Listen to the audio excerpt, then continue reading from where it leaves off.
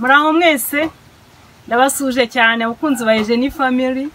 Tumaze igihe tudakora ijambo ry'Imana. Hari imbogamizi nyinshi zagiye zibamo, imvura ikagwa nkabura umuntu nkamera, nuko byagenze. Mbere ko dutangira ijambo ry'Imana rero kadusenga. Turagushimiye Data twese uri mu ijuru, tugushimiye uburyo Imana ikiranuka, bana natwe, yobora ikiganiro, umwuka wera bane natwe muri byose mu izina rya Yesu. Rero ijambo ry'Imana tugiye kurebera hamwe riri mu gitabo cya rwa kabiri rw'abami igice cya 4. Turera ku murongo wa mbere tugeze ku murongo wa 37 ko kugeza guhera ku murongo wa 37 harimo ikindi gitekerezo. Turibanda ku bitekerezo bibiri, harimo bitatu. Guhera ku murongo wa mbere kugeza wa 7 mfate Bibiliya zanyu kugira ngo tugendane. Batubwiramo igitekerezo cy'umugore w'umukene.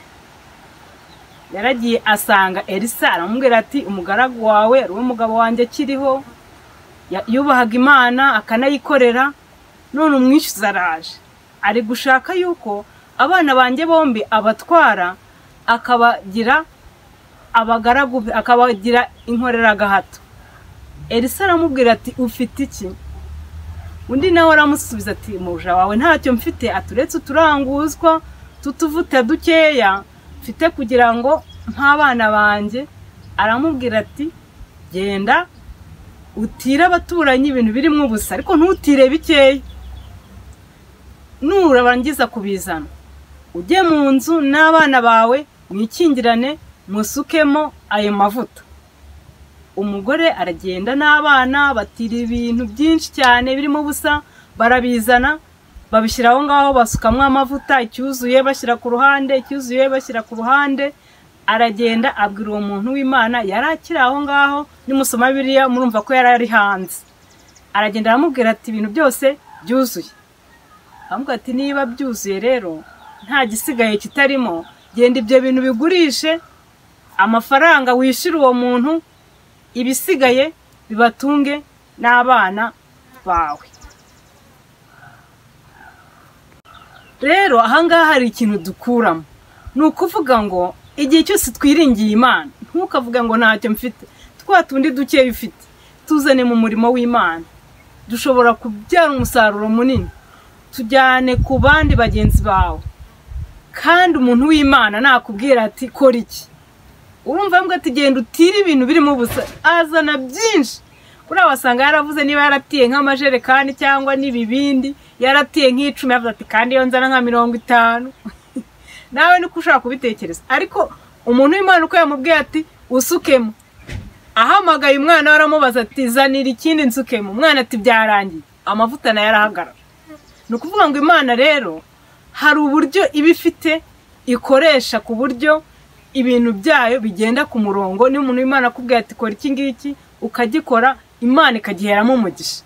Tujye rero twubaha abantu b'Imana, kandi natwe utwo dufite dukeya tuduhereho, kuko Imana ihera kuri twa tundi dukeya dufite. Urebye abantu benshi cyane Imana yagiye ivuga ufite iki, Mose ufite iki, mfite inkoni, utuntu dutoya tukabasha gukora ibitangaza. Natwe Imana rero dushoboza gufata utuntu dukeya tutubyazemo umusaruro w'ibinini. Ni ukuvuga ngo tugeze ku murongo wa 8. Ku murongo wa 8 hari ikindi gitekerezo. Noneho Elisa yarahagurutse ajya i Shunemu. Hariyo umugore w'umushunemukazi.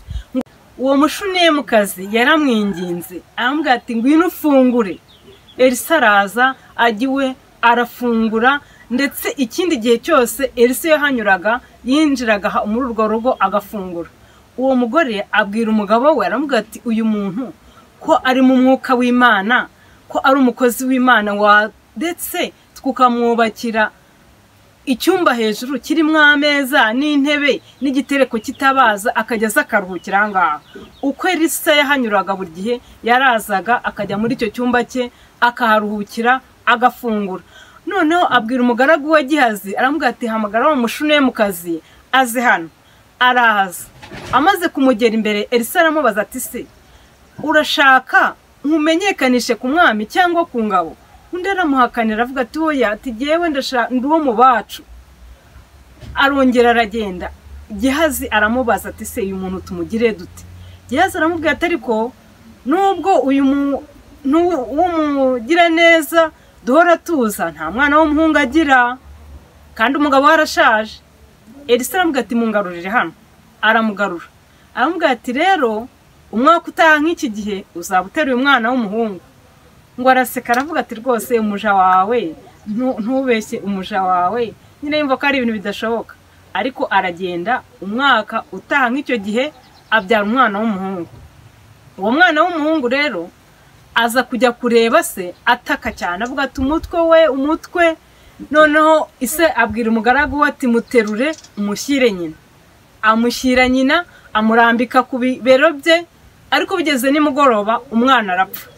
Uwo mushuneymukazi aramuterura yihutira kumujyana hejuru mu cyumba cyo hejuru, amuryamisha ku buriri bwa Elisa.